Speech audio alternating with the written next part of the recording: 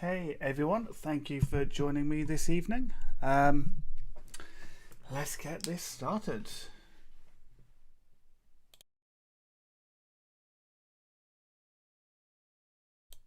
I've just spun up Docker, so let me just get that out of the way. Let me close that down. And we are on our CRM application again. So, question from Bernard already. Oh, you were waiting for me. So he's asking what the difference between the shop API and the current CRM API is. They're both APIs, but one's obviously an online store. Ooh. Okay, apparently my internet connection's useless, so I can't stream in 4K. So the online store was all about just building a store. That was the focus of it, and this one is the focus is going to be it's just a CRM. That's the focus, but building it in a production-ready way. Whereas the online store was more of a tutorial. So this is me building something in a very production-heavy focus, where this is something that I'd be happy to actually deploy and ship at the same time, basically. So let me just that should all be working now. Excellent. So I'm good to go. Let me just quickly use my Stream Deck, change my Twitter name, make sure I remember to do these things. Right, so last time we had Phil Sturgeon on with us, and we went through building an Open API specification. It's super useful, learned so much. And it just to be honest, it just blew my mind, a lot of this, to be honest. I know Open API, I know parts of it, but to the level that we're going to was just crazy. He knows his Open API, that is for sure. So what we've got going on is we are going to use the Laravel CRM API. And we're just going to start implementing some of these now. No problem, Bernard. Always happy to clarify, buddy. So we'll start with the contacts, because it's what we did in the Open API. So what we want to do is, well, we probably want to spin up Docker, really, don't we? Docker compose up.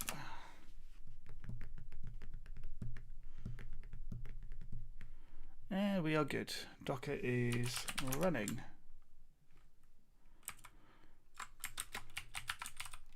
Let's open up Safari quickly. Bring Safari over. I'm trying a new layout, by the way, so I apologise if it looks a bit strange. So HTTPS, and we need to go to crm.localhost. And it is working, and no, don't want one password. Things are just going crazy today. Cool. And we are good. That is all connected, that is all working, and we are good. So let's get started. Hey Michael, thanks for joining me, buddy. So the first step, as always, is to look at tests. So let's get some feature tests going. So far we've got some pretty useless tests. So if I just delete that one, feature test wise, we're going to have all of our API tests within here, and we're going to create one for contacts test. Hey Marion, how you doing, buddy? Get some strict types on the go. So the first thing we want to look at when we're starting to build some of these endpoints is, no, it's not a new mic. It's relative. I've had it a good few streams now. Same with a DLSR camera. Oof, hitting things. I've got a new setup. It's pretty cool. Yes, yeah, Bernard. You need a license for Sparsy's Ray to actually use it. So when building and testing endpoints, the first thing that I like to do is go, okay, can I actually reach this endpoint? That's the first thing, right? So it can retrieve a list of contacts for a user.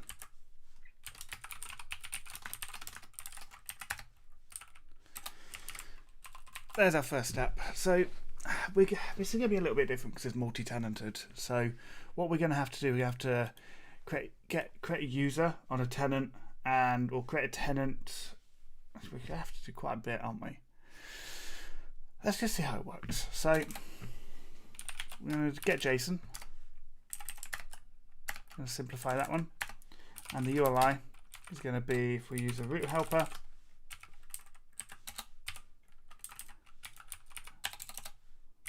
we're going to go to API, contacts, index. Then we're going to assert the status code. Okay, that's our first assertion right there. So that's what we'll do. We'll just drop this at the top, drop this down. Always have issues when I first do that. So there we go. If we try. What camera is that? You can see my beard. Can you see the grey hairs now? It's a Sony DLSR something or other. I've got a few things lying around in boxes somewhere to do with it, but I can't remember where I put them. It's I'm moving house at the minute, so everything's everywhere. Right, what we're going to do is we kind of need to configure testing, right? So we're going to be using pest.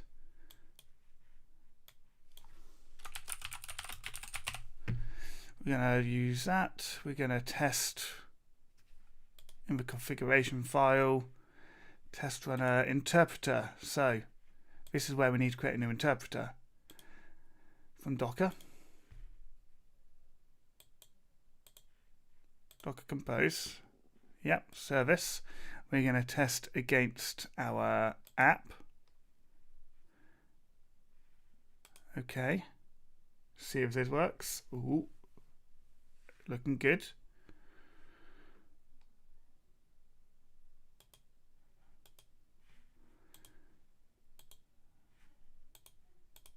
And now let's run.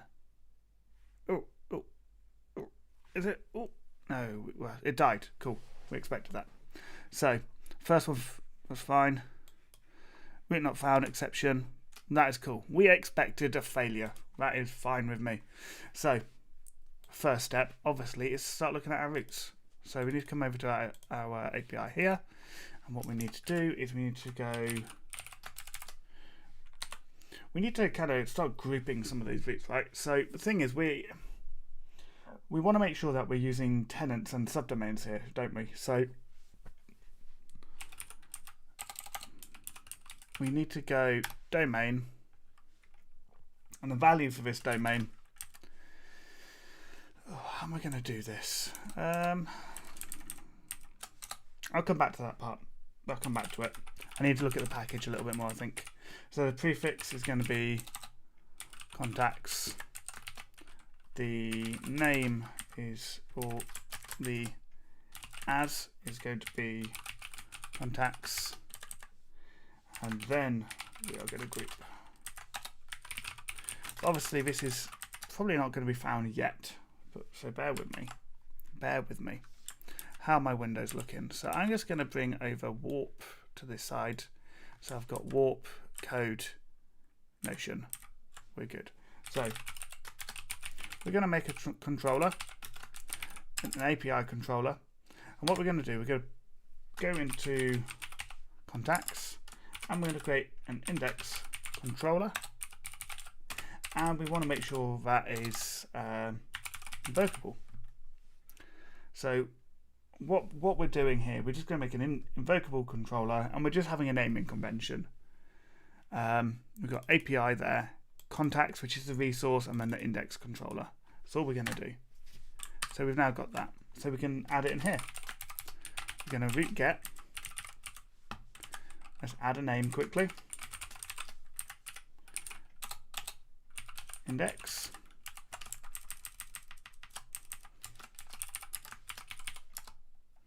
controllers, API, contacts, index, class.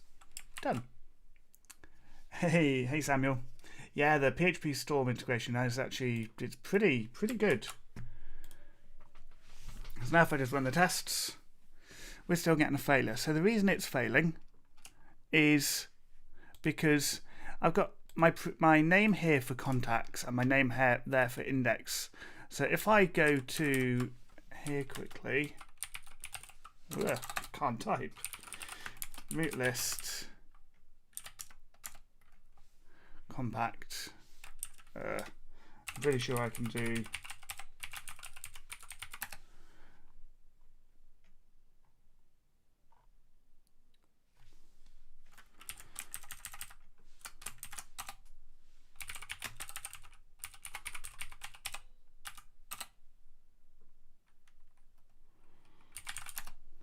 got a name. Here we go. So we've got contacts index. This isn't being prefixed with the API. So that's what we need to do in our root service provider. So the way I like to do this is in my root service provider here. I like to come up to my API here, middleware, domain, and we're going to say as API. That's all I want, that, as API. And that means if I come back over here, I can actually just run tests from here instead of using Docker.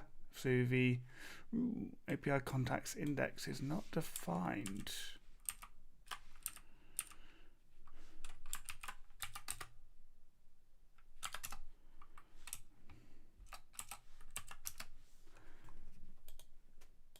API home. Oh, wait a minute. Did I put that on the wrong one? I did. I put that on the wrong one. Silly me. What am I thinking? Here we go. Now I can test. Now we're getting there. Okay, so we're still failing. It's fine. We expected some failures.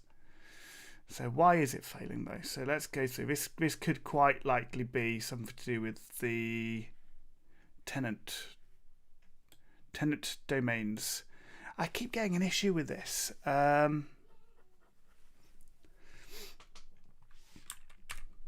So you know what I'm going to do? We're going to come to here. Yeah, I noticed that, Sam. It got me. It got me. So the tenant down here. This multi-tenancy stuff's working, but it's a bit kind of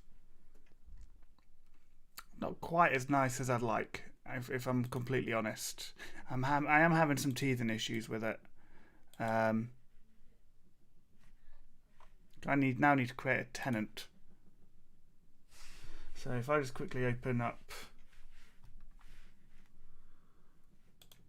could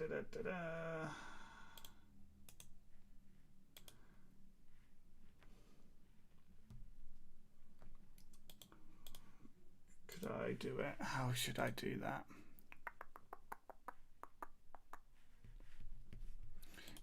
You know what we'll do? For now, we're just going to drop that out of there. Just remove it from the equation. Then we can just stop worrying about it for 1 second, and let's just make sure we're testing. And we'll worry about package specifics later. Hey Nathan, thanks for joining again, dude. Good to see you. So this, if I run this, it will now pass. We're getting a HTTP OK. We are looking good. So what we need to do is, we need more than that, right? I mean, to start with, I'm not logged in, so that's going to be a bit of a pain. So what I need to do is start looking at how I'm going to group some of these. My nails need doing again, do they, wife? Of course they do. So let's create a new group, and we're going to say we're going to go auth sanctum, and we're just going to group everything in here. So we can now move all of that up to there.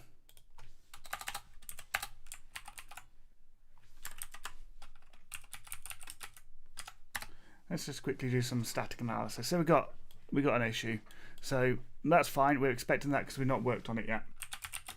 Now we're also going to expect the issue that our tests are going to fail because we're getting an unauthorized response there, aren't we? So what we need to do in our test, in our feature test, API contacts test down here, and what we need to do is we just need to come through and say auth login using ID, user model, factory, create and get the ID. That's all I need. Something nice and clean, nice and simple. Simplify that one.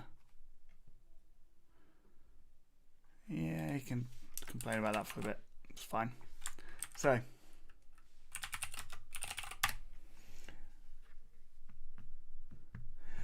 is there a reason I use a colon separator for root naming over a period? Yes, I prefer it. So I like to group naming conventions. So if you see any of my roots, they're typically named in a camel case.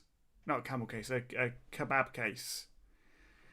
So anything to do with HTTP is typically named like that. And then anything to do with just system is then camel cased. But then if you're trying to access system things like config or anything like that, you use dot notation. So I like to keep my roots separate. So it's visually obvious. That's all. Hey Craigie, how are you doing? Oh, okay, so that's going to cause an issue. Okay, so I'm just going to undo some of this stuff for now. We'll look at multitenancy in a little while. I think we'll focus on getting this working before we look at multitenancy, right?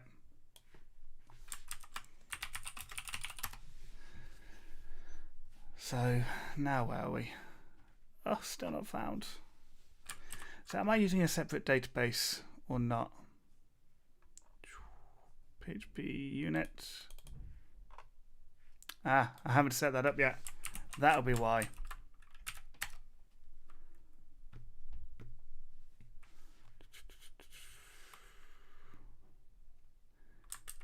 No such table users. Okay, let's migrate.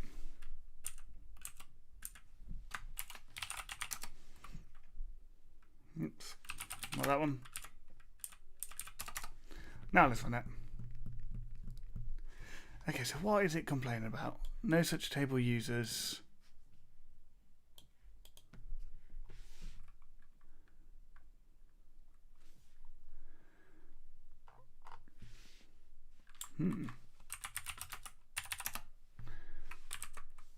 Let's go to my make file. What did I call it? I probably called it PHP, didn't I? Yeah. Let's just go into the PHP container quickly.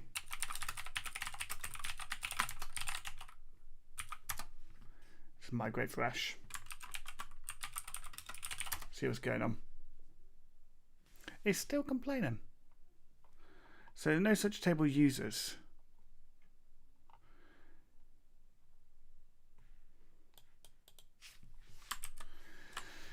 That is really strange.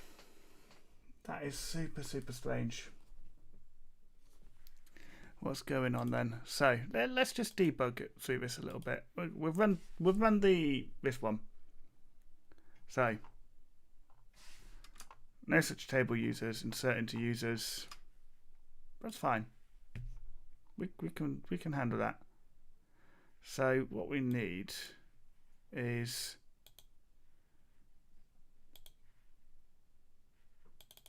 Have we done anything in here? No. Let's quickly clean that up while I'm in here.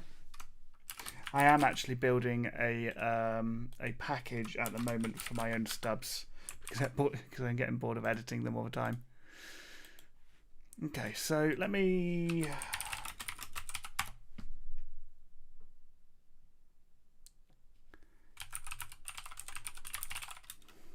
just bring it down and remake it, just in case it's been a little bit funny.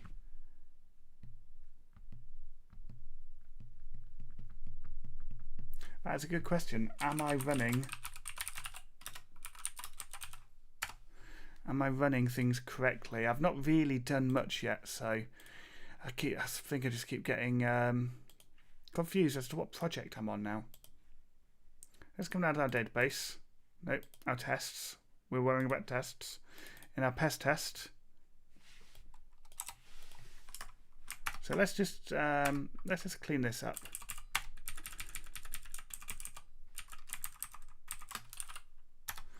Clear strict types there. Clean up some of this. We don't need any of that.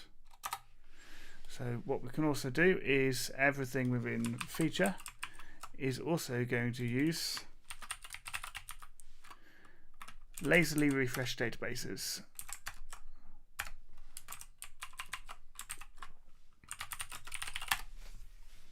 Let's have a look. And we are good. We are back on track. Perfect. No, I've moved that out for now because it's just causing too much of a problem. I have to come back to adding the multi-tenancy part. Yeah, it's gonna be useful for any project I use going forward. Where is it? So I've got things like cleaning things up by default, putting the return types where I want them. I'm only actually using the ones that I use, so just setting some nice defaults for me basically. But I'll deal with that later.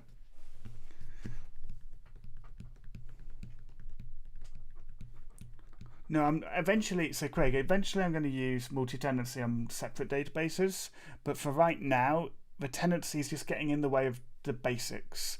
So I'm going to go look through the package, look at how I need to get that set up, and then I'll do that on a stream separately to just building the API.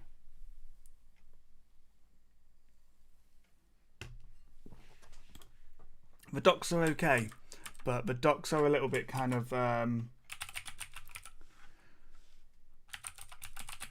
tenancy for Laravel I'm using. Yeah, it is. The documentation's okay, but if you try and have a look through it, it's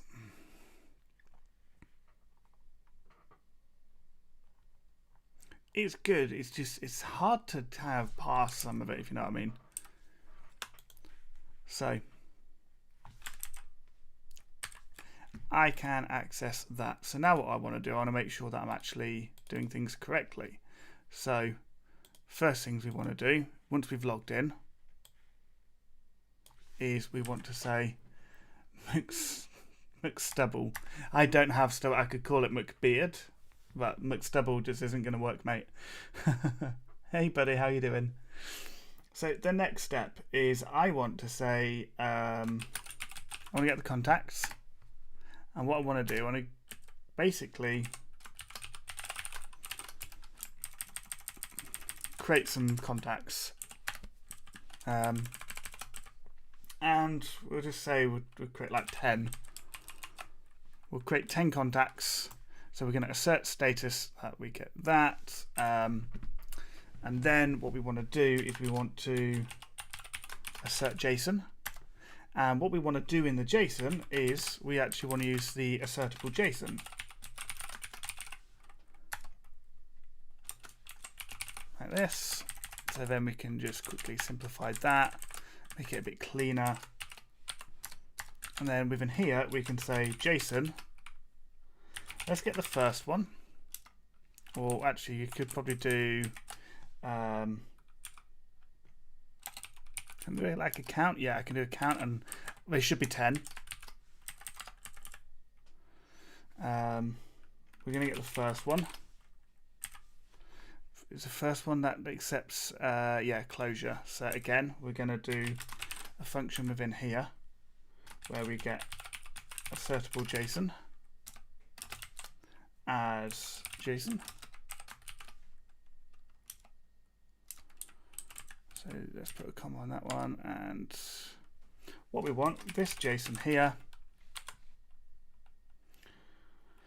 we just want to say where the type is contact, etc. Something like that.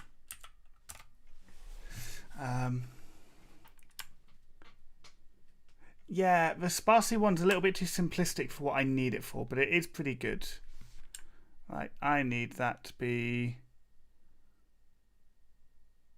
certain contacts. So I haven't done everything yet. So if we have a look at contacts, for example, we haven't got any of this. So I need to come over to a factory, and I can walk us through doing this now. So sit the contacts database table over there, and we're just going to quickly declare that and say that this actually returns an array because we like to be clean. And title, we could just dive into Faker for a lot of this. This Faker title, first name, this Faker first name. I believe a lot of things are being deprecated with Faker, where it's going to be pushing to method calls over property names. So I'm going to try and make sure I remember that. Obviously, this Faker, we'll just have to do another first name for the middle name. Then the last name can be this Faker last name. The third name is going to be this Faker. Is it like a nickname? Anything you can do. We'll just go username for now. No, it's something relatively simple, right? Then obviously we're going to go for email, which means we can say this Faker unique safe email. And then phone, we can just do this Faker phone number. So now if we run our tests, this will fail because we haven't got UUID, but there's a step. There's steps that we take. So we aren't inserting things that we expect to be. So next step, we've done the factory. The factory is working. It is now our model that is failing. So if we come down to our model, come down to our contact, we've got all of this, but we haven't got any sort of has UUID. You know, how are we going to generate these UUIDs? So the way that I do this is that we have our concerns, and we create a new trait in here called has UUID. We pop that in, declare strict types, and we say public static function boot has UUID. That's a void return type. Always make sure to add your return types. It's going to give ourselves some real estate for the view.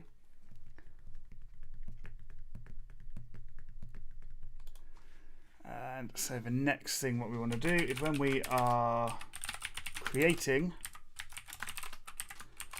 our model,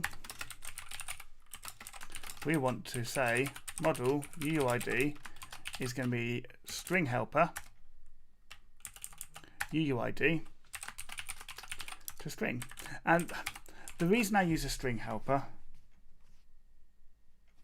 I'm going to ignore that part, that's fine. Didn't expect it to.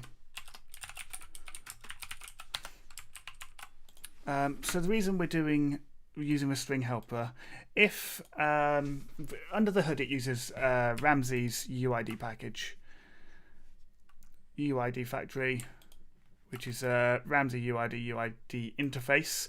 If it drops support for that for any reason, I don't have to worry about updating any way of using UUIDs. I'm leaning on the core framework's interpretation of how it wants to use UUIDs, and to me that's important for this. So one thing I'm going to do is quickly analyze and see what errors we're getting. Just a 1 still. So let's quickly make tests. And what we need to do, we need to say that our contact has a UUID. Failed. Let's run it again and see where we get to. And we're still failing. So it can retrieve a blah blah blah. Invalid JSON was returned from there. That's fine. I'm not returning JSON yet. Some of these things you kind of expect, right? When you're doing TDD and you're doing red-green refactor, you expect a lot of failures, and if you don't expect a lot of failures, then you're probably doing it wrong. So what we want to do is we need to query what we're getting at this point. This is where I do use a sparsy package. So I go composer require sparsy Laravel query builder. Anytime I'm building an API, I use a sparsy query builder, although I don't know if they fixed the issue that I fell into last time I used this. We'll see. So what we're going to have is we're going to have contacts. So we're going to have a query builder. Nope, not that one. The sparsy query builder for the subject is going to be the contact class.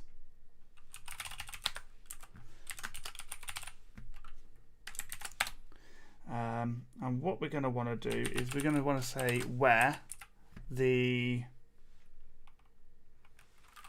There's no ownership yet, is there? Of a contact. Is there any ownership yet? No, there's because it's going to eventually be in a tenant. So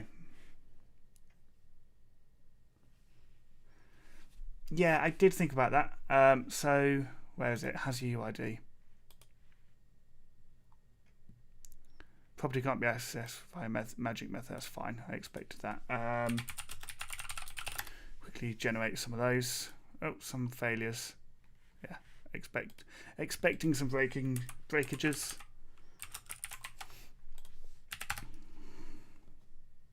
There we go. So we're gonna have a query builder for that. There's no sense of ownership yet, so I'm just going to paginate here. So this isn't how I'd leave it. So what I typically do is I'd do allowed includes, allowed sorts, allowed filters, add some queries to scope it to a specific user that's logged in. However, there's no ownership yet because we're pulling it out of a tenant for now. Eventually, when it belongs to the tenant, you will only ever get access to the contacts that you're authorized to access through multi-tenancy, because those contacts belong to that tenant. They don't belong to the user, they belong to the tenant. And that is the eventual plan. So next we want to return a new JSON response.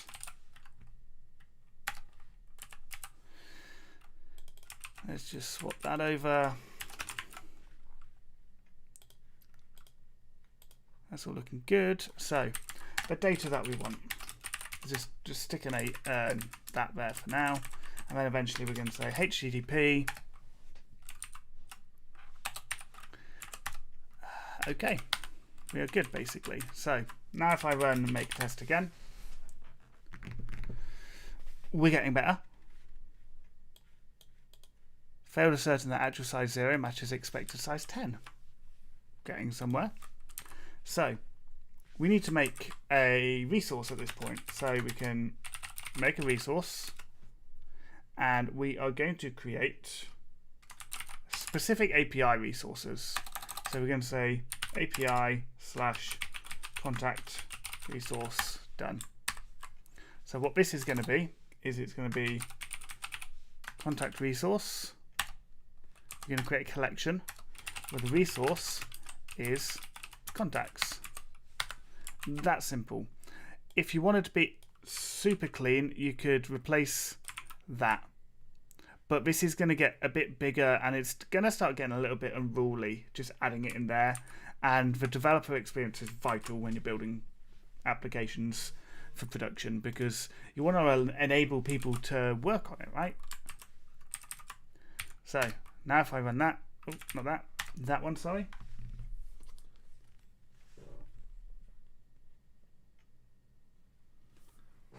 And where are we? Cool. Type doesn't exist. Perfect. So we are stepping through. We're doing that red-green refactor just as we expected to. So now I can declare some strict types. What I'm going to do is I'm going to say use that. And we are also going to simplify that one. And then we can just drop that as well. So this is either going to be an array or it's going to be arrayable, or it's going to be JSON serializable. So that passes static analysis. So now if we just quickly analyze, we're looking good so far. Model UUID, that's all. That always has an issue. So what I typically do is I literally just tell PHP Stan to ignore that file, because I can't find a nice way to get around doing that right now. So exclude paths, just ignore that one, reanalyze, and we're good. So other than that, one trait, static analysis is looking good. I'm not sure how I can get around that issue right now, because that is an eloquent model and many things are going to use that. I could create a base model, extend it instead of extending the Laravel one, and then add a property for the UUID, but that feels very much like a very long way to statically analyze something when you could just say ignore it because I know it works and I know type safety is all fine. So let's walk through this. So before I jump too far into this, let's go to github.com quickly. And recently I saw obviously lots of stuff going on.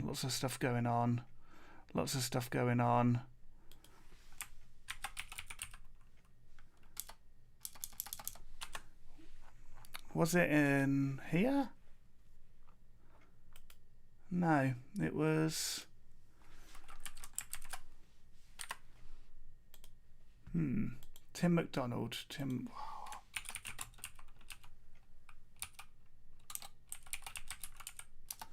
He's McDonald his last name, isn't it?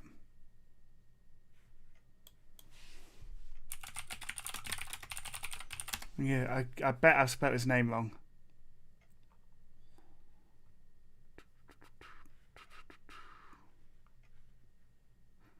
Looking for a repo. You know what, I'm going to have to look it up on Google quickly. Who is it? Tim McDonald. Oh, you know what? I apologise, Tim, if you ever watch this. So there's this package. I've not used it yet. I've been really tempted to. There's a stable release out. 3 days ago there was a stable, well, a release out. So I'm kind of tempted to give it a go to save me having to do some of this. I haven't dug into the package in a lot of detail, if I'm really, really honest.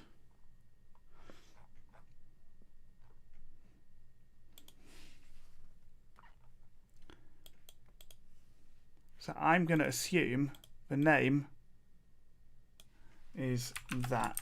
Let's try, if we can install it, we'll give it a go. We'll go with that rule. Oh, and it lets us do it. Cool. So basically what we need is JSON API resource instead of anything.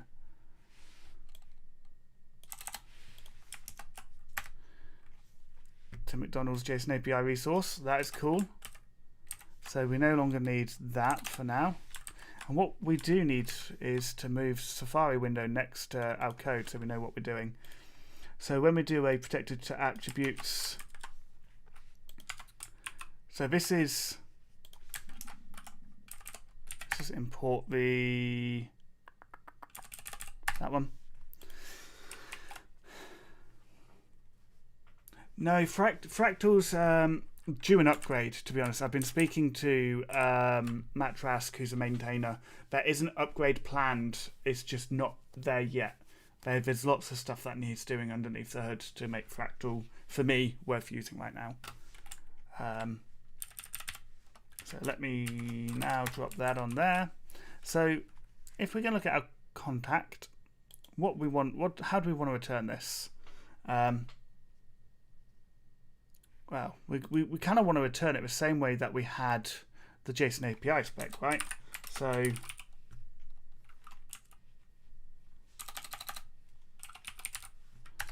if we open up Stoplight Studio, see if it opens up in the right window now, and it does.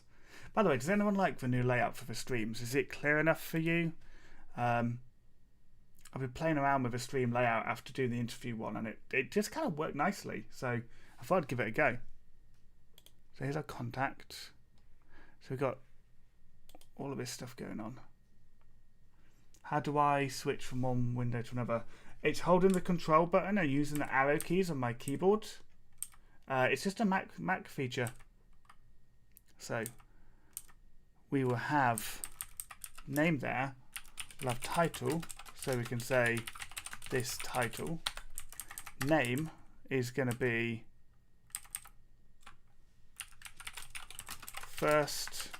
this first name, middle, this middle name, last, this last name,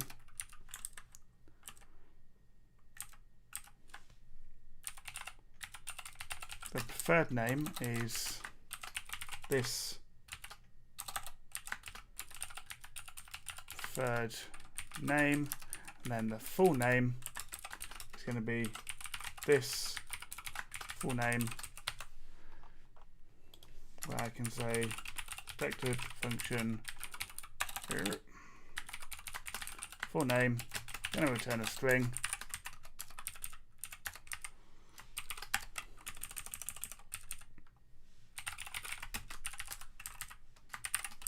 Now you don't need this part here, so I can say this first name, this middle name. If there's nothing, just don't do anything basically. This last name. I'm pretty sure a good way to do this would be, is it L-trim? So just cut out any extra spaces, I think. It's L-trim or R-trim, I can't remember which one. Cannot be cast a string. We'll see. We'll see what it does.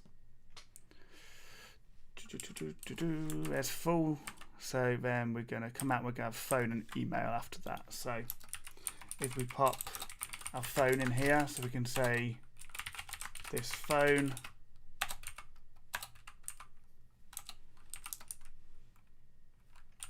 email, this email. Right, now let's just run make test. Let's just have a look, right? I forgot pronoun. I did.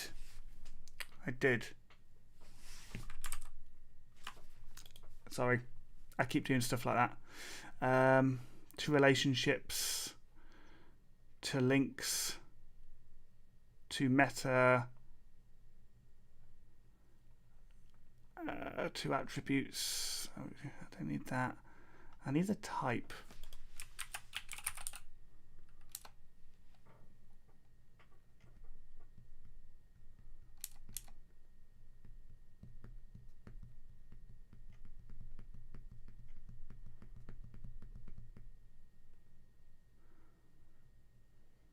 Blog post. So ID is get key. Okay, so the easiest way to resolve some of this is going to be to come and click on this and see how we can figure it out. Resolve type using minimal attributes, to attributes, to relationships, to links, to meta, to ID, to type.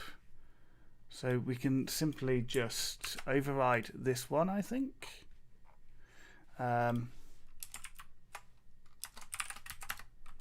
Because this is doing some calculating for me based on the Eloquent model. But I'm just going to hard code this right now.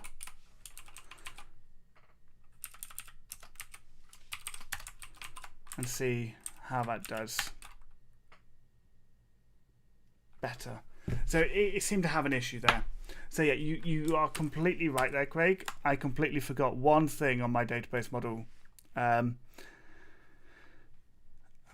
I do apologize. Let's go to our migrations. Let's go down to our contacts table. And what we're going to do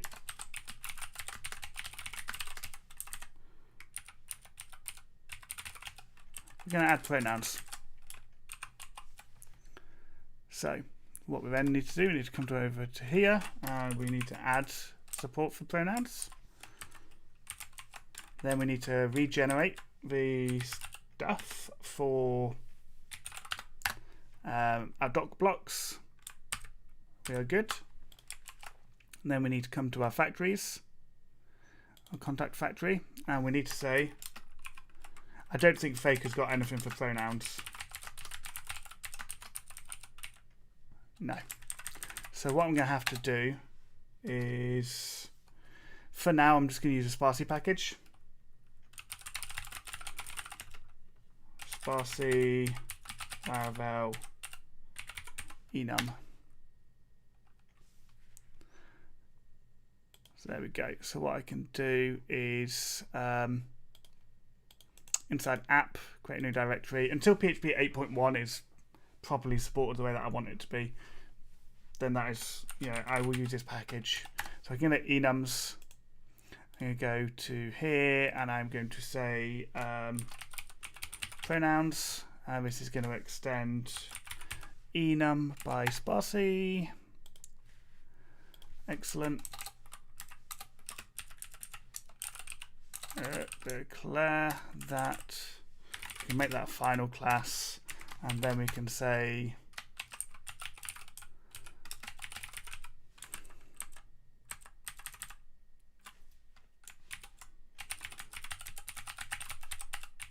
let's go double check the syntax for doing this. So pronouns are like the he, him, they, them, she, her, those sorts of things, Bernard. It's just a way people like to be referred to. Static self. How am I going to do this? I'm not going to be able to do it with a normal enum right now because I need to control the string value. So I have to do it my way for now. And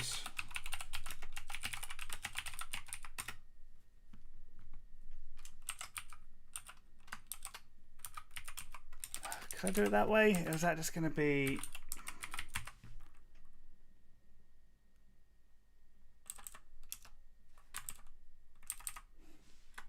I suppose. Let's get some pronouns. Gender pronouns. Let's get a list of them. So, what are there?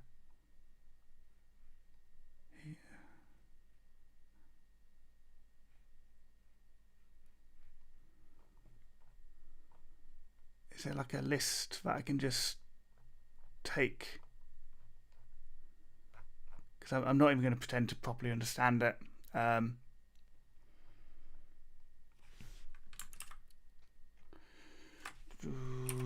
Okay, so how many are there? Yeah, leave it a string for now. So we got 1, 2, 3, 4, 5, 6, 7, 8, 9. So 1, 2, 3, 4, 5, 6, 7, 8, 9. And what we'll do is we'll just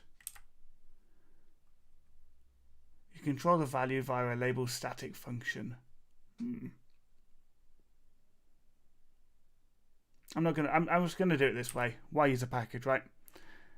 AE and AER. So AE, AER. Then we have got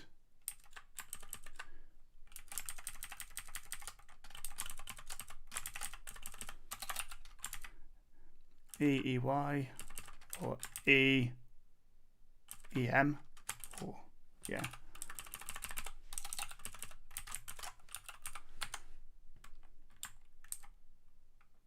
He and him, got that. That's what I know. Per.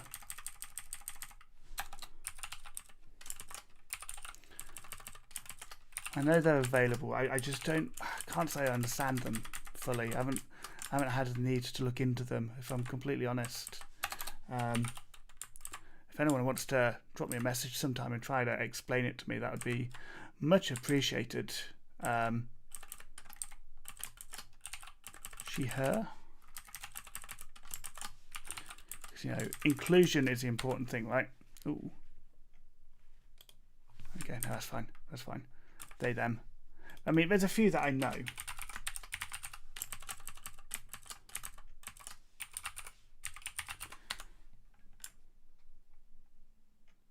Yeah, it'd be nice to get a nice solution for this.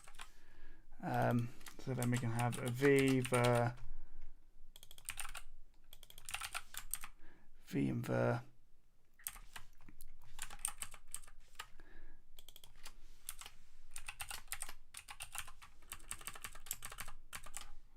XEM, and then ZE and HIR.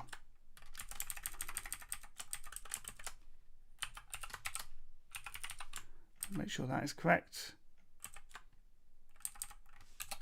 HIR.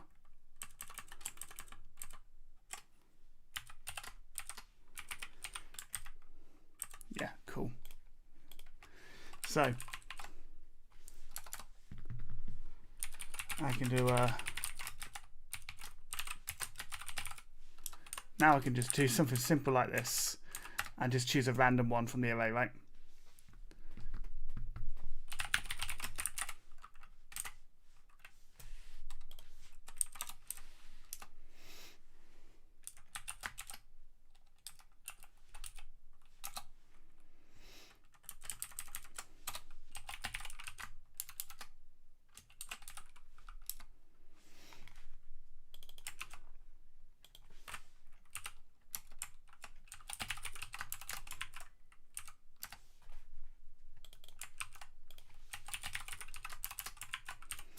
This is one where you can easily, you know, if you're not going to use or can't use an enum for any particular reason, it kind of works, right? I mean, it's not a perfect solution, but until we get more, well, until 8.1 comes out, basically, this is kind of what we've got to use. I mean, we could use like a const, but try not to use consts. I don't know why. It's a personal thing. I just don't use consts that much. Nothing wrong with them, but you know, each to their own, as I always say. If that is how you want to do something, nothing wrong with that at all. So this is an array, but what it's going to be a keyed array. So it's going to be int and string coming back. So we can add the generic types in. Oh no, we don't do it on the end there, do we? Only in that bit. So let's just quickly quickly analyze and make sure we're good. Right. It's going to complain about that. Mixed of encapsulated string cannot be cast to a string. I'm just going to ignore that for now until I figure some things out with PHP Stan. I mean, I hate having to add things to like, just add it to my ignore rules, right? Let's analyze and make sure things are still looking okay. Okay, T return line 24.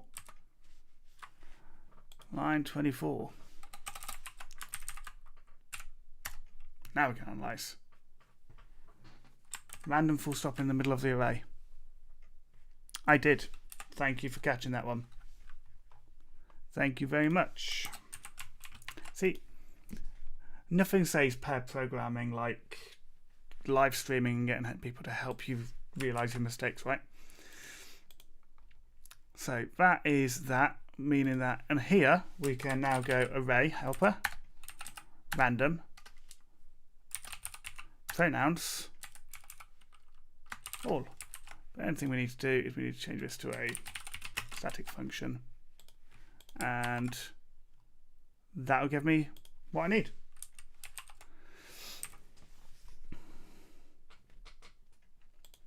So there is our factory.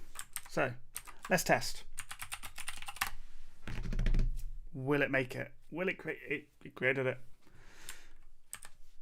Ooh. You definitely got eagle eyes, Tom. Thanks. Definitely. Who needs spell check or grammar check when you've got people on the internet, right? So much easier. Right, so there's my contact factory. That's working fine. That is actually all strings, so I can actually be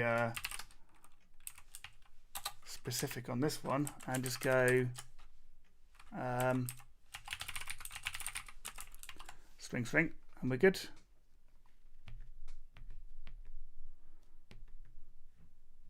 String mixed. Oh, okay, no. All of these are actually strings, but because I'm using the method, it's good. Yeah. Of course it is. Of course it is. Right, so let's close off some of that now that we don't need it. Index controller, come back to here. We've got the name, title, and then we can add the pronoun of this pronoun, meaning that we can test, should still work fine. Hey, I can't pronounce your name. Kylian. Clean? Clean Dev?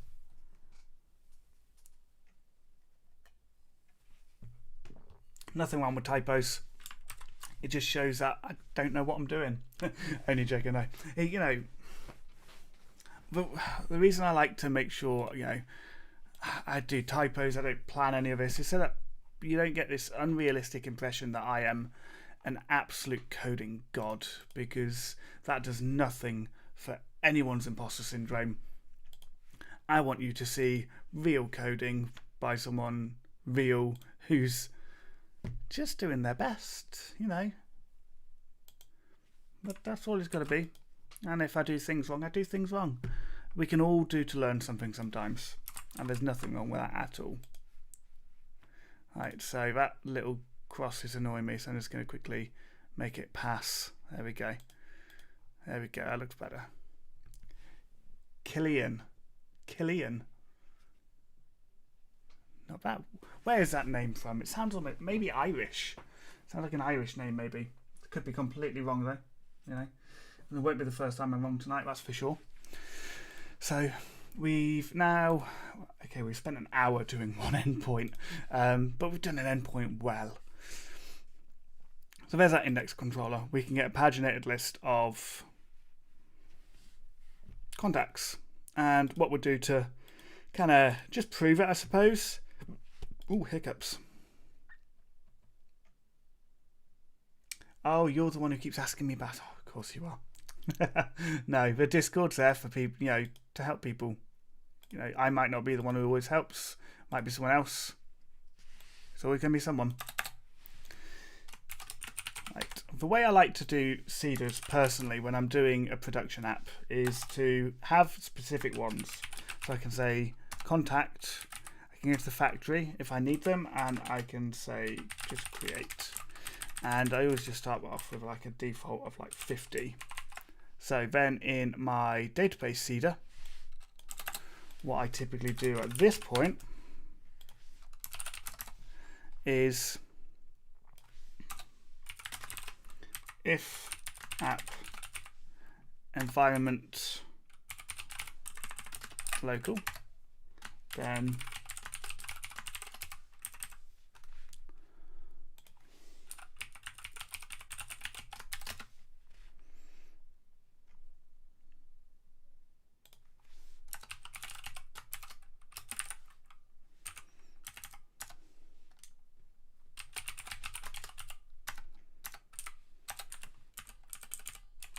just do that.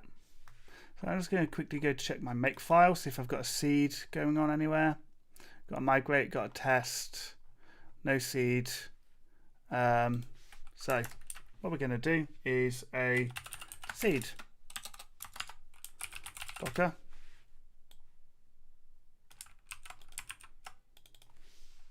db seed. I'm pretty, if I add an at like I have with some of the others, I wonder if that is going to work, because that's basically saying call the system docker file and you don't have to like name it in case you've done something funny basically. So now if I just do make seed, what's it going to do? Ooh, fails. Environments, array key 0. So I think that might be to do with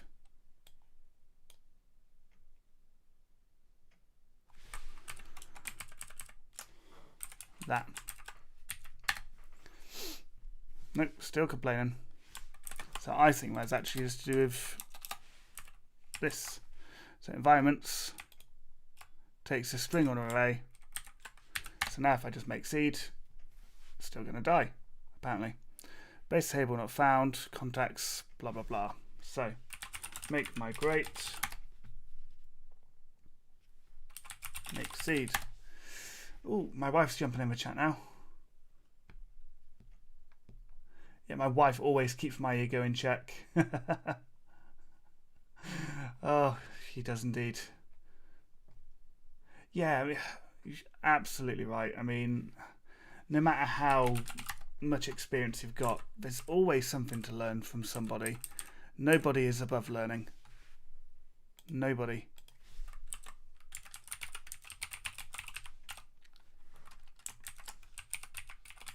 Just going to get contacts. That's obviously not going to pass because I haven't got an API token. Root login not found. Of course it is. Oh. Okay, so I'm not going to be able to do it that way, am I? My wife knows some programming. She does know a few languages.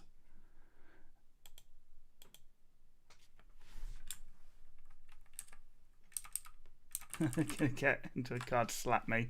Please don't slap me. Right, so there's that. There's the application. There's our seeder. That's all seeding. That is all running fine. We're now seeding our data nicely. So now I can go git add, git commit, and say contact model data modeling and contact index endpoint. Oh, what is with all these typos today?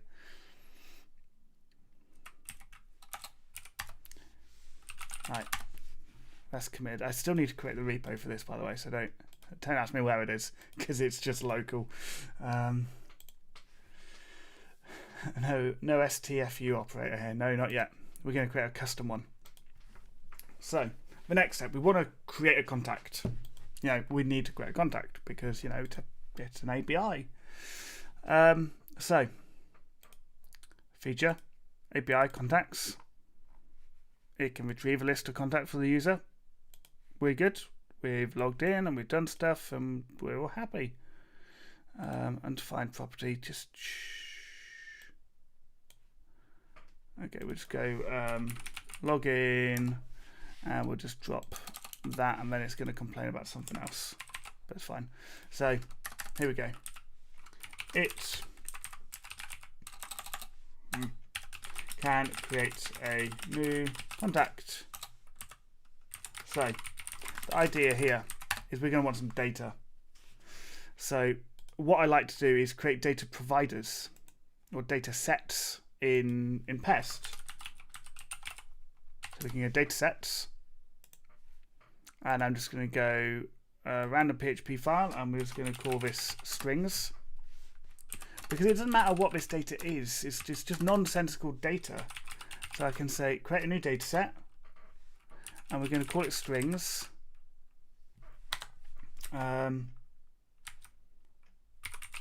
And you know what, I'm just going to yield it because, well, geez, I don't need to, but why wouldn't I, right?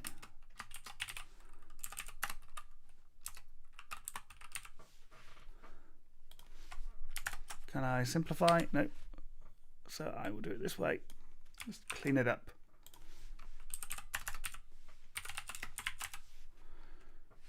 String random. Done. And you know what? We're just going to create a few of these. There we go. So that's just going to return some strings. So I can say with strings, and then in here, let's pass the string through. We've got that string. Yeah, the PHP Foundation is a long time coming. I was talking about something like this 2 years ago on Twitter, and you know, just a way to do it was just so hard for anyone to do, but it's good to see it happening, definitely. So what we need to do, we need to just kind of double check this a little bit. So we're going to have a title, which is the string. We have a first name, which is the string. Actually, no, we're not. So if we go back to this here, our post, our body that we're actually sending is this. We're sending it over as an object. So we actually need to send it over completely differently. So I'm not going to do it that way. What I will do instead is show you how we can do it. So we expect the contact model. If we do a query count, we expect this to equal 0 at first. So if we just want to quick make test, that should be good. And we're good. So next, what we want to do, we want to do a post JSON. We're going to simplify.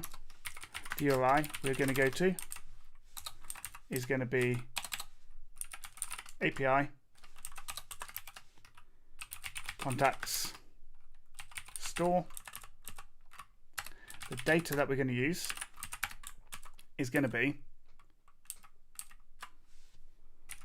title, string, name,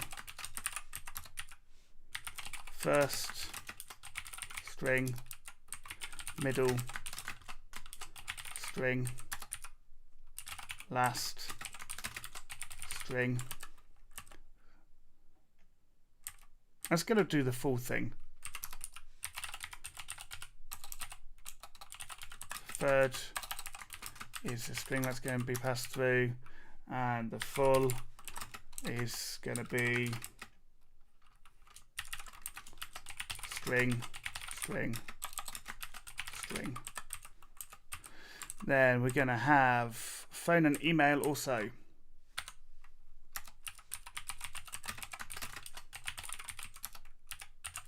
It's going to literally just passing strings through because it doesn't matter at this point. We're going to test for validation rules as well. So we're literally just going to build this up and just pass it along and call it a day at that.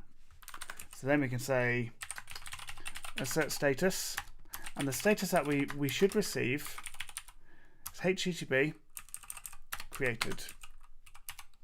And then we can run a new count and expect there to be one in the database.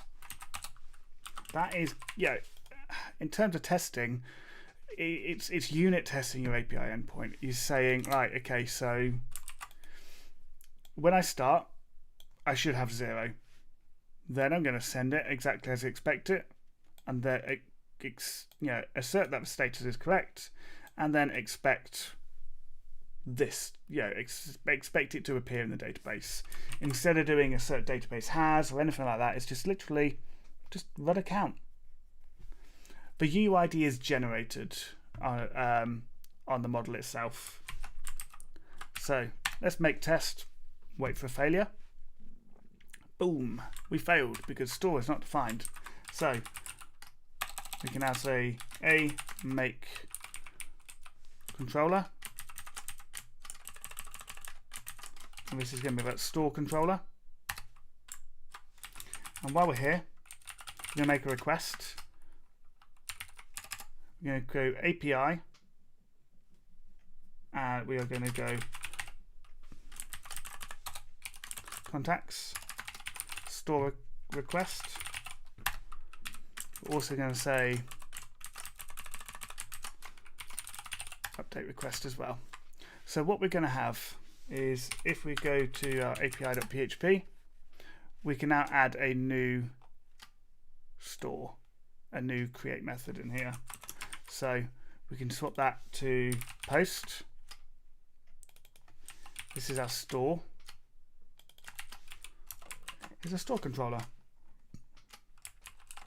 And there we go. So I can click through to that, close down that file. So now, run my tests again, see where we're failing. Our next one is receiving a 401. So obviously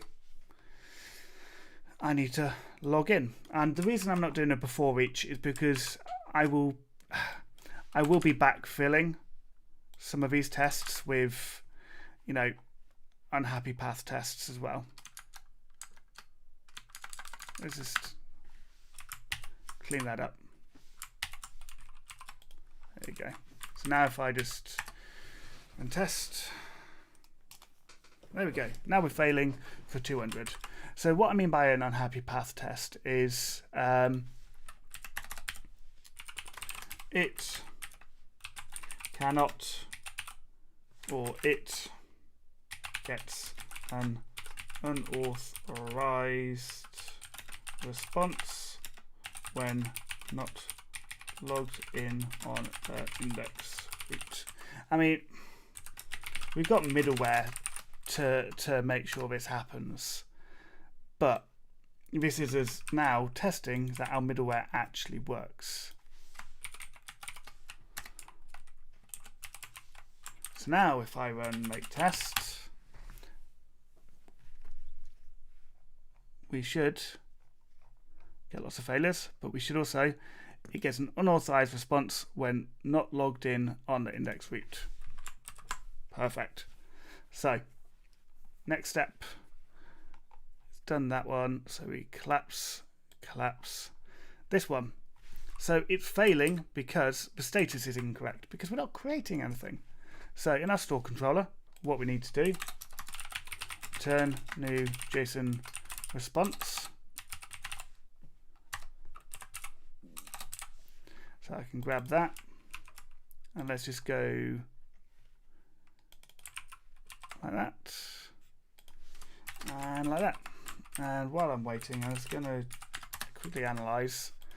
So the data in this is going to end up being a new contact resource.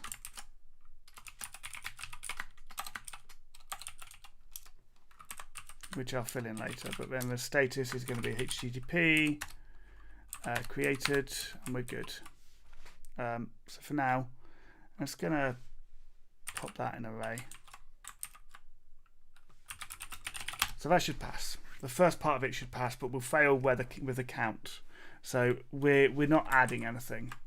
So our next step is to look at, okay, so how can we create this? Firstly, we need to swap our validation rule so we can import that class. Means we can delete that for now. So we can also delete this, swap that over. So we're going to fail differently now because that isn't true, and we need to declare that. We also need to do that. Nope, wrong type, my apologies. So what do we want? Validation wise, we are validating on the first name and the full name. That's kind of all we need.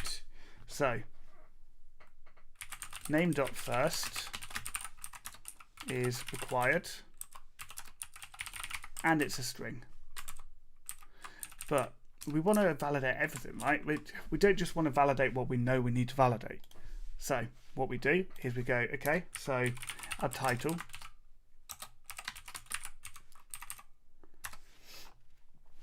is nullable. When we have it, it should be a string, and its max length, no titles longer than 20 characters. Then we've got name first. I'm just going to swap Notion and stoplight around. Name first. I'm going to set a min of 2 and a max of 200.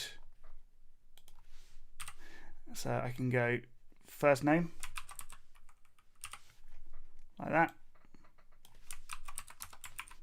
Then I can say first, middle,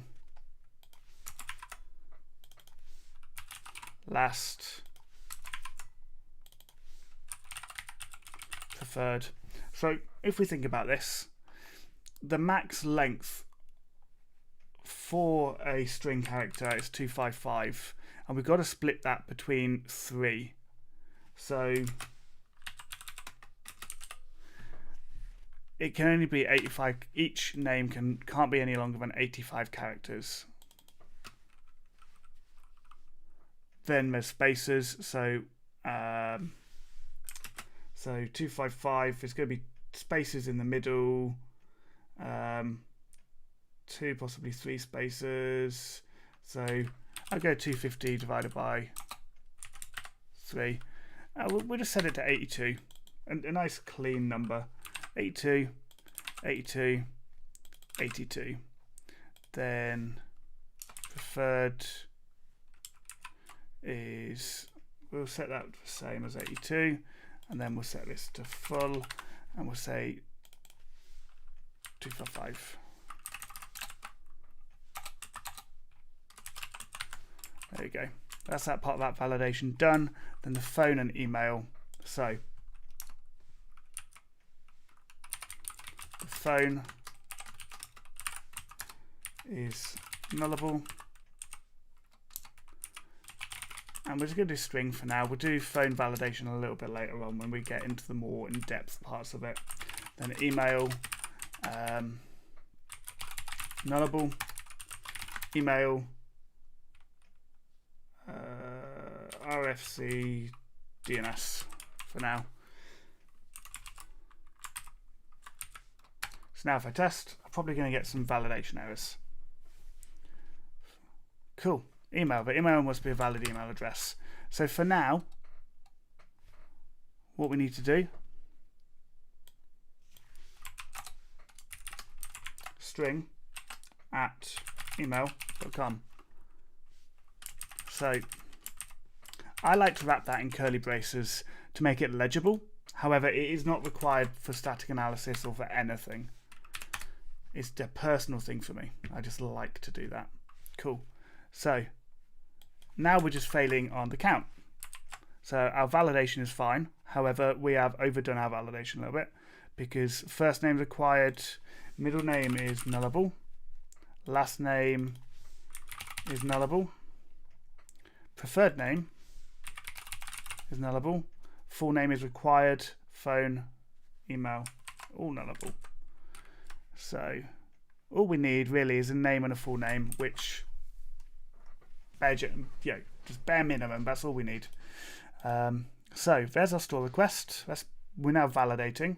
So what we actually need to do is what we need. We need factories, we need data transfer objects or value objects as I call them, and then we can start generating actions and just doing some cool stuff. So factories, new directory, value objects, and within here we're going to create a new class called contact value object.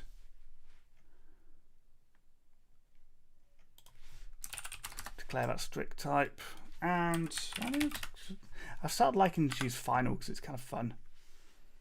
Yeah, Steve's OCD has got to be done. So to create a contact, we have a first name,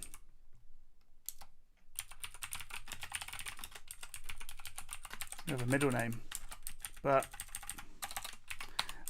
I can do it nicely now because I'm going to be doing it ever so slightly differently. We also need a title, so public string title, first name, middle name, public string last name,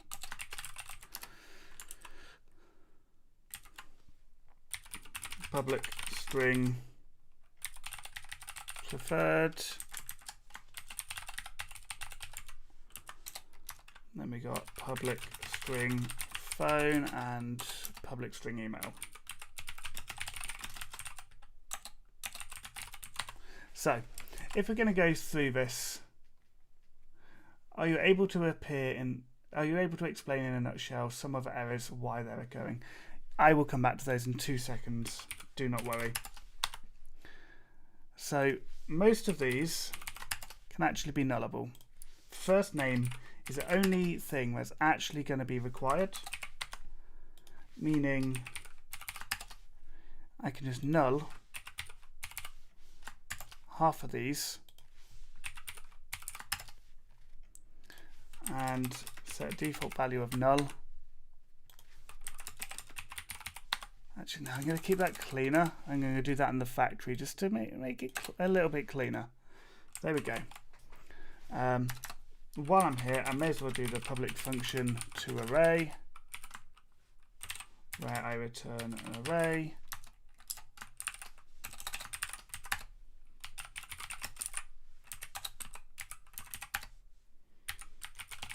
So first name.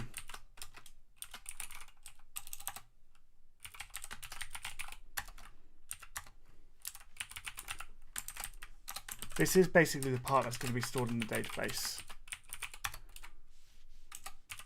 So what we're going to do, we're kind of boilerplating what we're going to stick into our create method here at this point.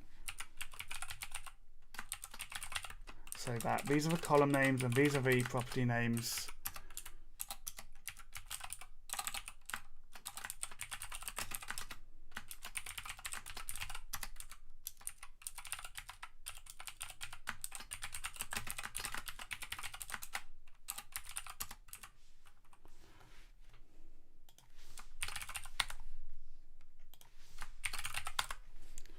There's a preferred name, and then we're going to have this phone, email, this email,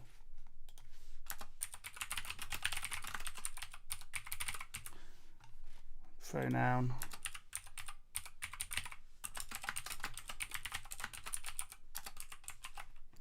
so what I need to do is make sure this supports my minimum acceptable on here. So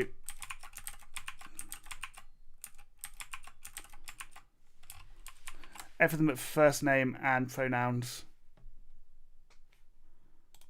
So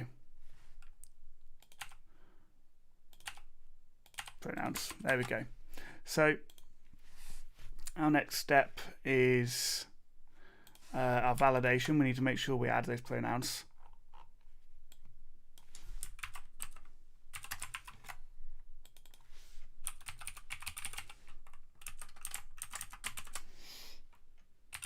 It's going to be required.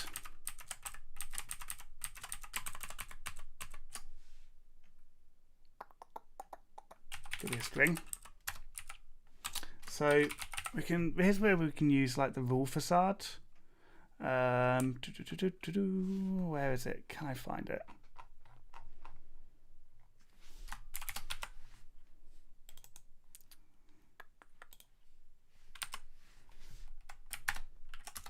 Import contracts validation rule. Okay, so it's just that rule in the values is an array.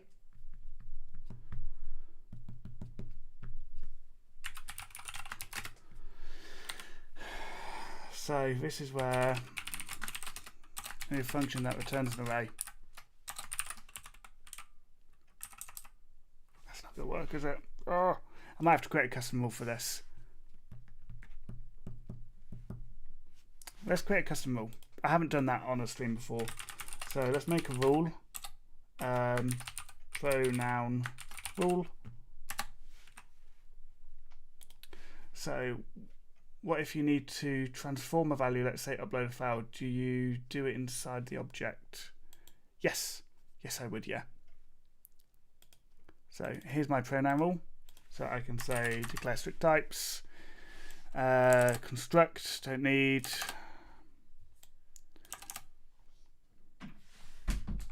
Actually, I could. No, I don't do that. Let's just do that. And then the message. So, passes. So, attribute and value. So I can say return in array. So the needle. The needle I am looking for is the value. And the haystack I'm looking in, it's a pronoun enum, all of them. So basically, does it exist? That might work actually. Do you think that'll work nicely? Do you? I can't pronounce your name either. What is it with people with names I can't pronounce? I do apologise.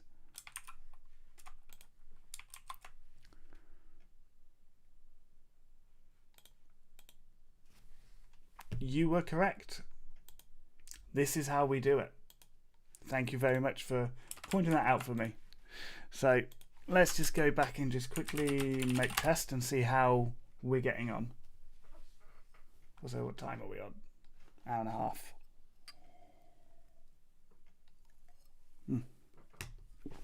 So in our test, we need to make sure passing pronouns.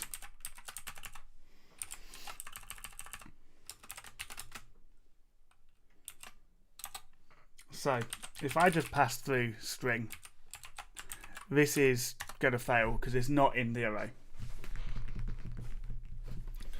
Cool. So failed asserting the selected pronouns is invalid. So what I need is I'm going to keep that rule there.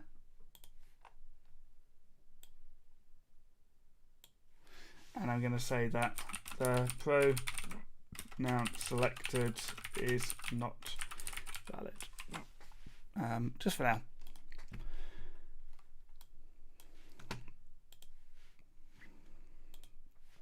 Here. So public static function. This is where I'm creating a helper function. So I can say random. I'm going to return a string.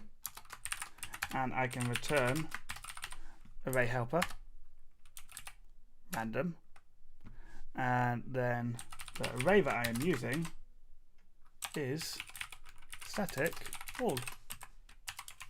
So in my test, what I can do, pronouns, random. And that will not fail validation. Hopefully. And now we're just failing because we haven't added it yet, which is kind of what we hoped for, right? So our next step in our factories here, we can go and create a new contact factory. Declare some strict types, add a final class, and we can do public static function make, which is going to return a contact value object. Then within here, we're going to have an array of attributes. If you haven't noticed, I've turned GitHub Copilot off because it's just annoying me. So how do I handle the API exception and transformer? So the exception I'm getting here is that we're failing to assert that 0 is 1. I know in my test on line 60, I'm doing that. So I know that is not adding. Then when it was the other ones up here, it's failing the validation because the status code is wrong. It's giving me the message up here. And it's saying that error for the pronouns is incorrect. That is how they are working. So in my static function here, I'm going to return a new contact value object where the title is attributes something. So we're going to go attributes. You know what? This is going to be a much easier way to do it. Data get attributes. And what I'm actually looking for is something else. So I am looking for title at that point.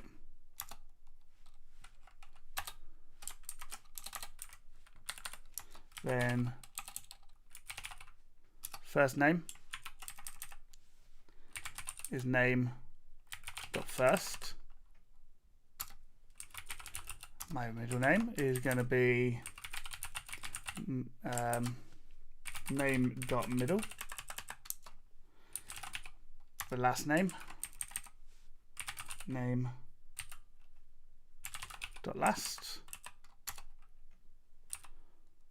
Preferred name,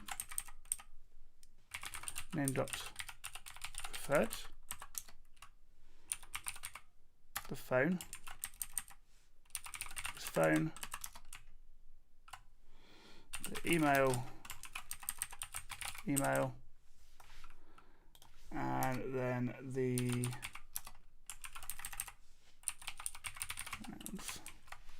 there you go. So if you don't know this method, data get, let me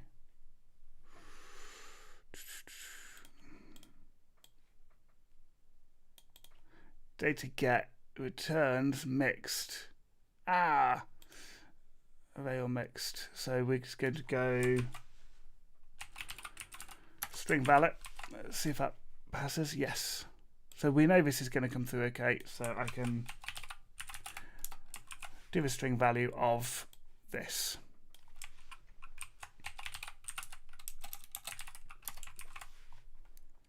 Because you can't cast it to a string, but you can use a string val method to just tidy that up. There we go. And then we can get this. It saves messing around with like array keys using that dot notation where it's designed to be used.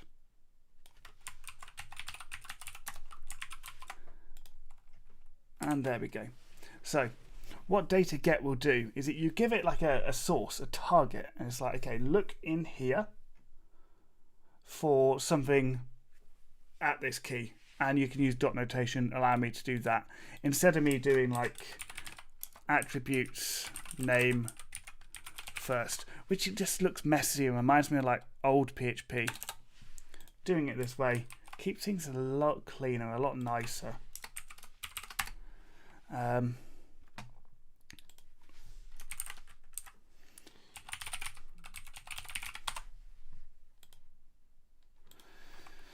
So now if I analyze quickly, should return string, but okay, so pronouns.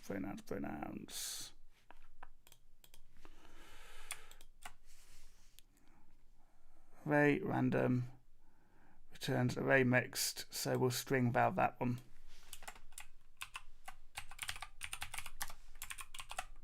That solves that problem. Meaning I can also do that. That is good. Pronouns are now done. We analyze and we're good. Make tests. Nothing's failing. Good. So in our store controller, we just need to get an action now. So create a new directory for our actions. Then I create a new directory for contacts. Create a new class. Create new contact. That's simple. Declare some strict types. I can make that final because it's never going to be extended. And if it does, I can just drop that final keyword. So I can then add a public static function handle. And so what I've done in the past with value objects, I want to slightly neaten up. So what it means I need to do, I need to create a contracts directory, and I'm going to create a new value object contract, which is an interface. So what this value object needs, if I go down to value objects, all it needs is this. That's all I want it to have.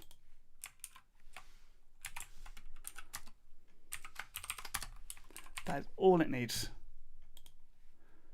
So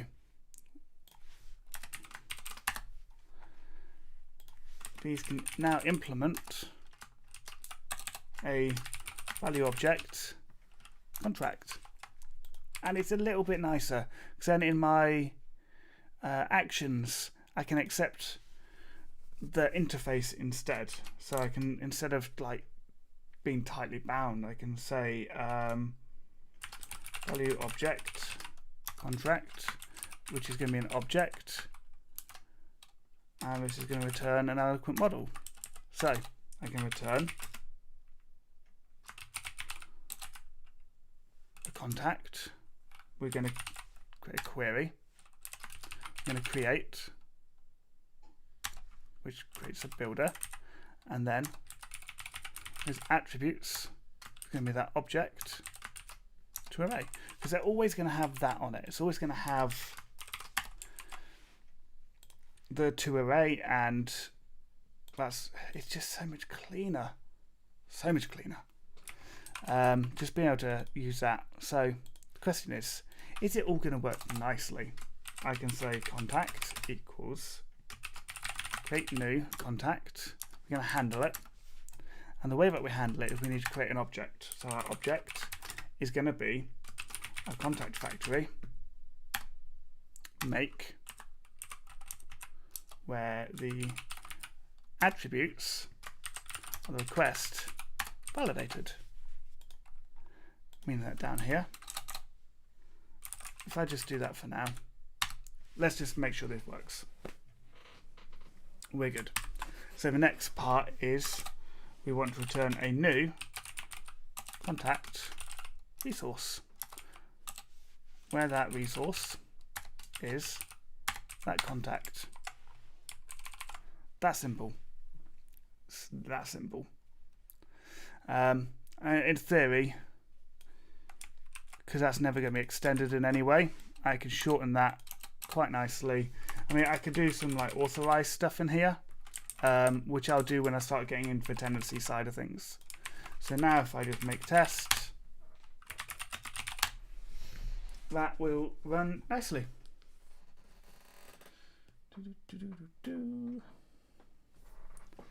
And we failed. Syntax error. I added an M.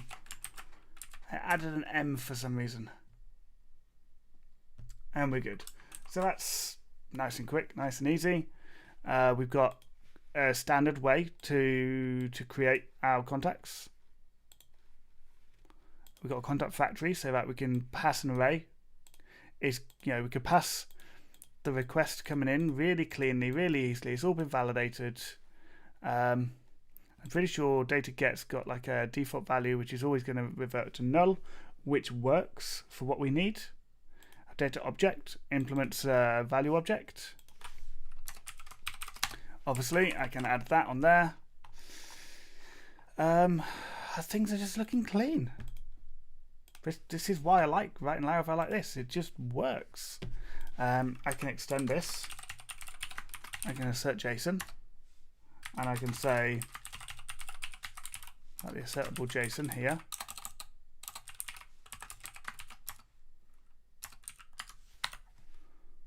I can say JSON where, I don't know, type contact. Let's make sure that passes. And obviously you've got to etc it, otherwise it kind of falls over. And we're good. But what we can also do, so we want to make sure it's definitely the right things that we're creating, right? So we've got this variable. So we can say where the name.first is string.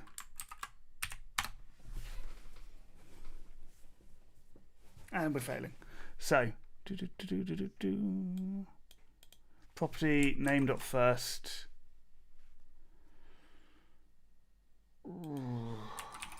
Attributes.name.first, isn't it? Make test. There we go. Yeah, assert JSON. So what assert JSON is going to do? You can give it a JSON string. You can then jump into a callable, and you can start just figuring out the shape of your response and see how it looks, just to make sure that the JSON that you're creating, like this, is what you expect. So we've got first, then we've got last name, and we can do attributes email is same as string as well, and we're doing good. Ooh, okay, maybe not. Assert email doesn't matter. Okay, email is probably a bad one because of that. We'll just do phone. But you get the picture. You get the picture. There we go. So now we git add, git commit, and what we say here is we say contact create endpoint including VO factories and action. Done. So we can now create, and we're doing good. We got about 15 minutes left. Let's see if there's any other. Let's put a different playlist on. I don't know if you can hear that. Let me know if you can hear that.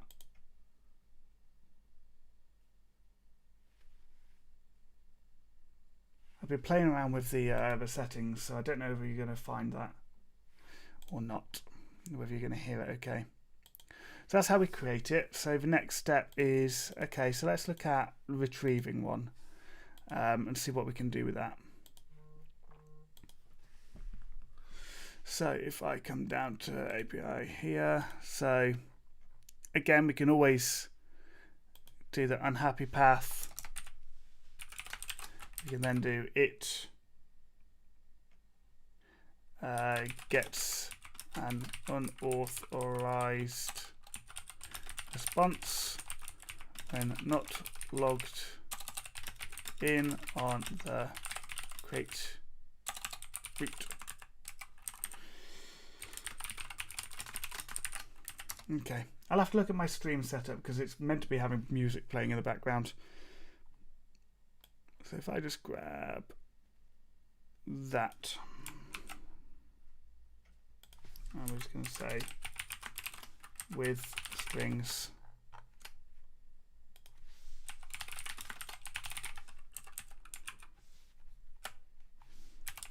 this is going to fail. That's fine. I want this to fail right now. Red green refactor. So we're getting the wrong endpoint. Sorry, the wrong status code. So what we need to do is make sure that we are getting the wrong one because we are not logging in. Make sure that that middleware is actually taking effect, and we've tested all aspects. So that's just way too wordy for me. So receives a 401 or create when not logged in. There you go. That's a little bit easier to read, isn't it? A bit more understandable. Receives a 401. Cool. So this one receives a 401 on index when not logged in. And that standardizes, keeps it clean, and we're good. Cool.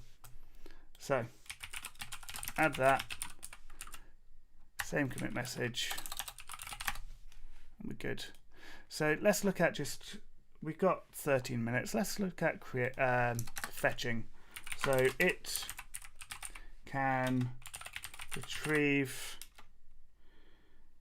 a contact by UUID. So contact is contact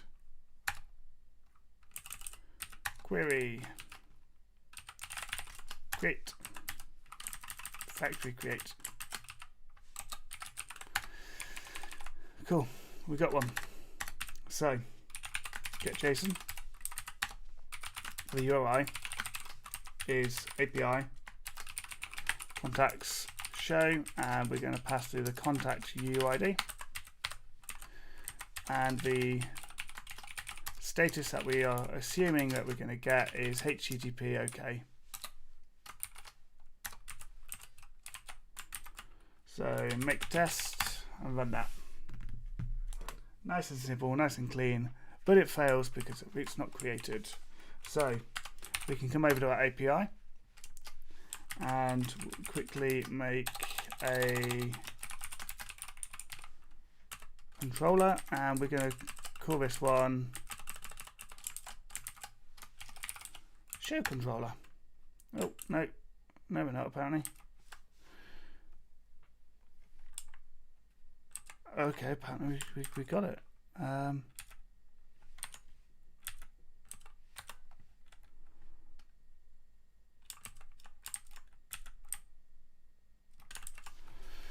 Let's have a look at these controllers. What's happened?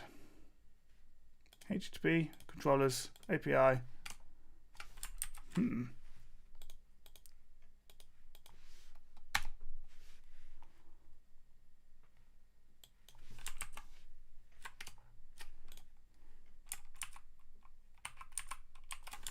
I see. I pressed a button and things just went a little bit wonky donkey. It happens when I code. You know, I need like one of those really big keyboards. So what we're going to do is we are going to get, based on a UUID, this one's going to be called show. It's going to be going to show controller. Cheers, Craig. Take care, buddy. Drop me a message tomorrow. Let me know how you and the wife are getting on, buddy. Hope you're all getting ready and all prepared. So the reason I use UUID here instead of root model binding is because I'm going to need to use a query anyway. So there's no point double querying because it's just making things slower, and I hate making things slow for no reason. So unexpected blah de blah. Cool. So no. Okay, so 401 unauthorized. Cool. Cool. So auth and login.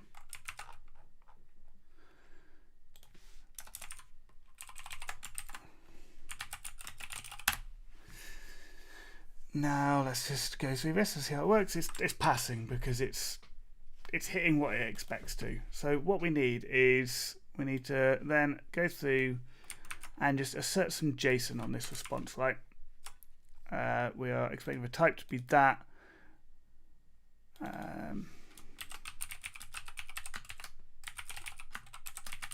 Contact first name. Contact last name.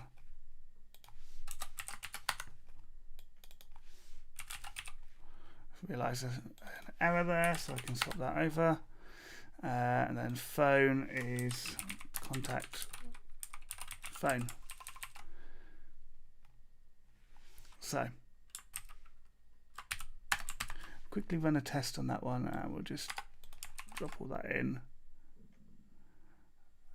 Okay. So invalid JSON was returned from the root. We're making progress, so I can come back to here, and this is going to return a new JSON response. The data is an array, and the status is obviously going to be HTTP. Okay, because we found it, and we can swap all of that around, and that is good. Make test. So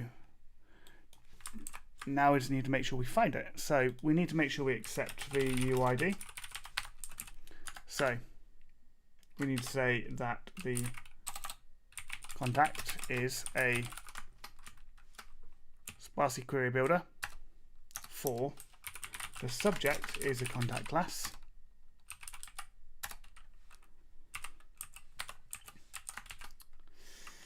Where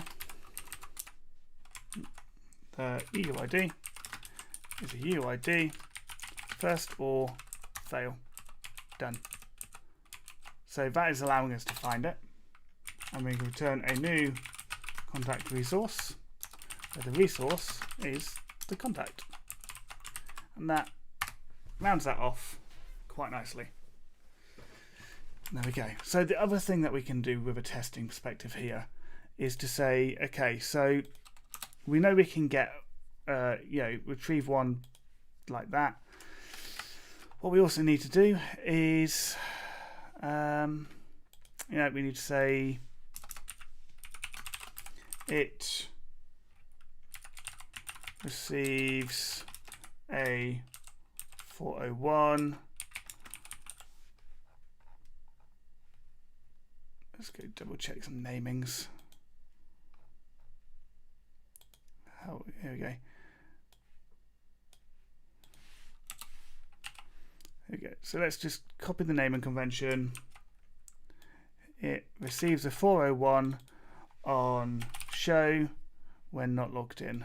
So we can now just do this and literally just grab everything and just reduce what I don't want. So I don't want to log in.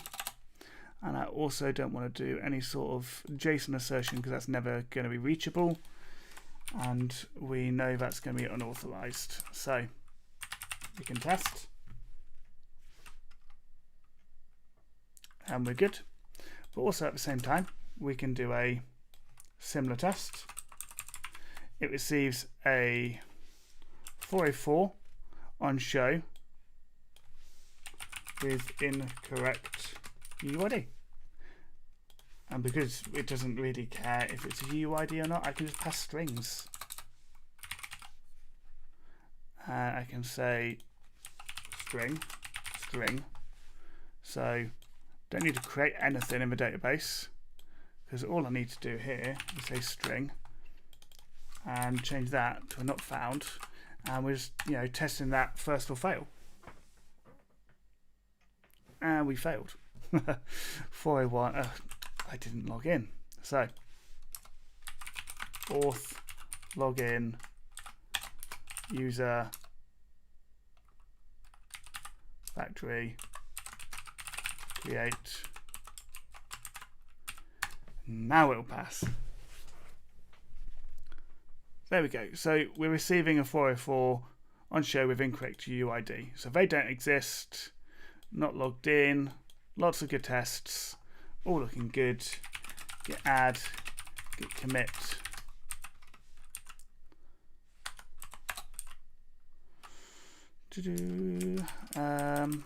So we are now doing a contact show endpoint and tests. And that's simple. And as we extend, we can start to go, okay, allowed includes is going to be includes where we're going to say, a phone, or you start to include extra data from using JSON API. But because we haven't modeled that data properly yet, no need at all. So that is us for today. Just under 2 hours. So I will not be streaming on, what day is it today? It's Tuesday. I will not be streaming on Thursday, and I will say why as soon as I get my calendar up.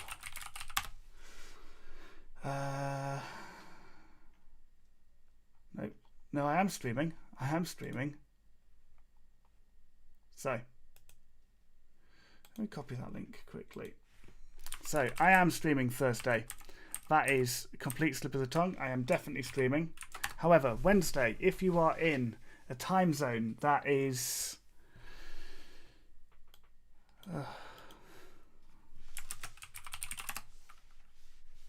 let's just use that, close that down, and we'll just bring Chrome over quickly. Here we go. So I'm giving a talk at GPUG, which is a Canadian user group. Local time for me is going to be midnight. I'm going to be doing a talk on the screenshot layer API, and if you've never heard of that before, it is a free API where I can say, here's a website, capture it for me, and it'll just take a screenshot of the entire website, and there's an API. It's pretty cool. Yeah, pricing. There's free plan, free forever, 100 snapshots, documentation. I can create an account, get an access key, and away we go. Yeah, that's what I'm doing on Wednesday at midnight, which is technically Thursday.